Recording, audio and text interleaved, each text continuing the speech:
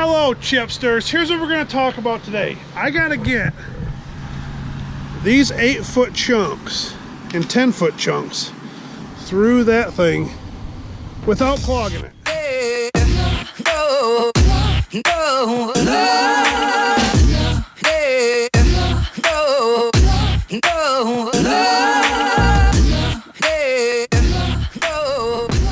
So here's what we got.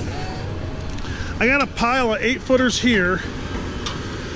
That's all 8 foot long. This one is about 10 foot. This is about 14 foot here. This one here. What happens is that one's about 10 foot there too. We get all this rot in them, as you can tell. So on this job, there's some really nice trees that have some rotten ends in them. And then there's some just rotten trees. Most of these have just a rotten butt log in them, we call it. And once you get that butt log cut off, like this one here, it's got a big rotten hole in it. So if you cut 10 foot off it, this is what it looks like at the other end. So now you have a decent log there, so you can cut the rest of the tree. So the trick is like there's another chunk. That one's about 10 foot long, maybe about 11 foot long. But he just whacks the chunk off till it looks good. You got to get it through that chipper, and the trick is this. You got a 55-inch wide throat and a 30-inch disc. So what happens is if you get two of these chunks side by side riding through there that are, say, bigger than 30 inches, if you put them side by side, you can get that clogged up. And the problem with that is this. Once you put those two in there, if they get caught in there, you can't get them back out. Just the way it goes. You might get lucky and get them back out. 95% of the time you're not getting them back out. Because they're in there, it's harder to get them out than it is to get them in. And the one thing is this. Feed wheel there, feed wheel up behind there. Okay, that's your first two feed wheels. The wood goes through. Then you got a feed wheel right here that goes up and down. Feed wheel, feed wheel, feed wheel, feed wheel on the bottom. But your next feed wheel's not up till about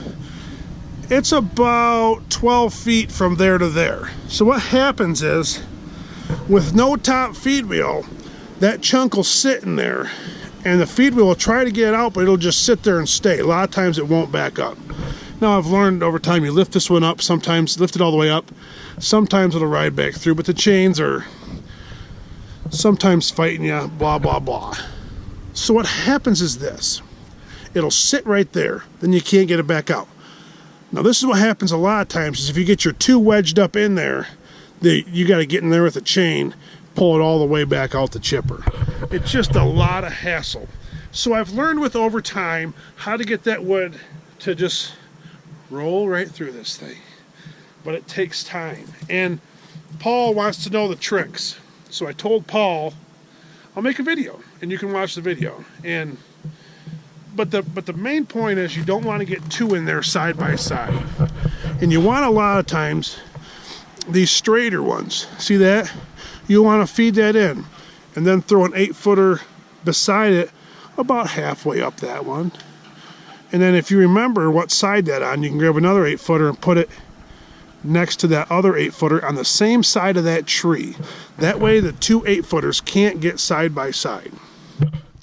And the next top that you put in is going to be behind those two 8-footers, and it's going to push those ones through. Then you do the opposite. So what I'm going to do is this. We'll take a little video of chipping, and I'm going to get these. See, one important thing too is when you get this crooked stuff and you get a tree that's got, a crotch in it, you don't want to be feeding that 8-foot stuff through. When you want to be feeding that shorter stuff through is on these nice straighter poles. That's the trick. And you got, because once, like that chunk right there, once it goes in there, the main thing is, once it goes in there, if I can grab it with my boom, I can get it out of there. That's the main thing. But once I put those 8-footers in there, there's no grabbing them. So you got to make sure they go through. I can feel when that 8-footer hits those knives. You can feel it a little bit, and you can watch your RPMs drop on that big V12 just a little bit, and the turbos kick right in. So it just takes time. But I'm going to get chipping. We're kind of in a predicament on this job. We're slowed down right now, so that's why I'm making the video.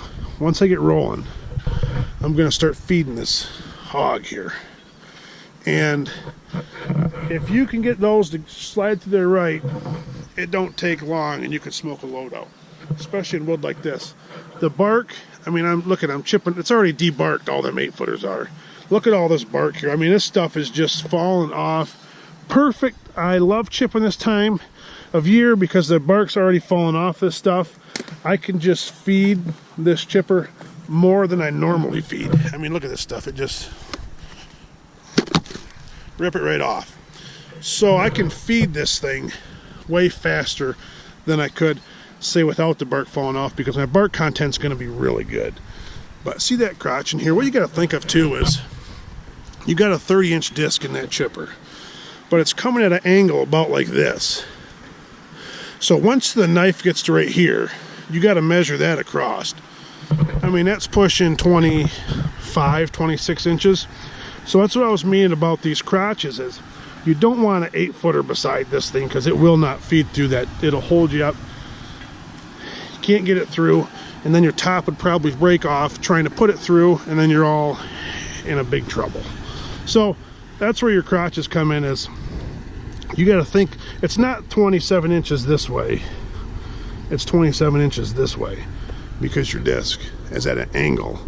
So we'll get this rolling here, but man, that bark is just coming off so beautifully. Just absolutely love it. That's why I got so much bark laying around here. Look at that whole thing right there, is just a chunk of bark. That is literally one chunk of bark right here. And it's all 12 foot long. So I love chipping this time of year. I can smoke loads out quick. So here we go. Let's get rolling chipping. And I'll start feeding those 8-footers through.